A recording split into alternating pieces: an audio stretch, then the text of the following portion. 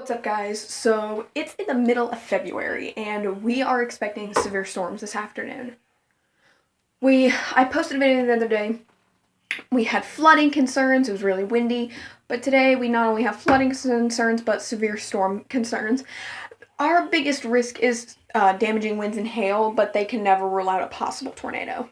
But the biggest chance of tornadoes is down to our south. So let's take a look out here. It's been cloudy all day, but they haven't really. It rained early this morning and last night, but it hasn't rained during the day. But there's a huge band of strong thunderstorms moving in right now, so we'll see. Yeah, we'll see how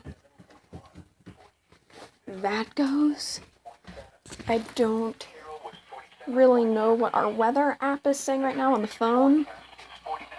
I don't really know. I need to pay attention to what way I'm pointing this camera. Here, let me get. So here's what we have: a flood watch and a flood warning, but no tornado watches or severe thunderstorm watches or anything. It's supposed to get in the 60s before these storms move in. Right now it's only 52.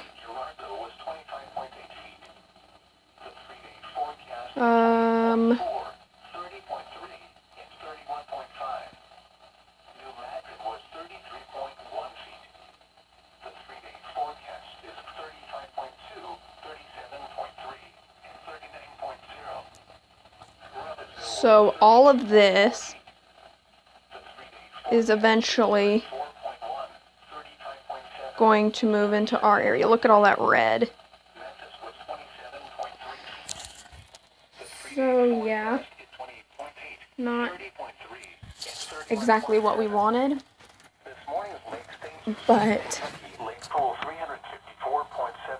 at least the tornado risk isn't that bad. So I guess it could be worse. So yeah, we'll see. Time is 1:54 p.m. Central Standard Time. Looking at the latest weather maps, the threat of significant overland flooding will be possible through early Sunday, with river flooding continuing well into next week. Another round of heavy rainfall will work from west to east across the Quad State region today. This will bring excessive, flood-producing rainfall to nearly all of the region. Another 2 inches is expected to fall through tonight. In addition, strong to severe thunderstorms will be possible during the afternoon and evening hours. Damaging winds will be likely, along with the potential for a few tornadoes. Dry weather will return Sunday through Tuesday. Temperatures will remain seasonable for this time of year. Taking a look at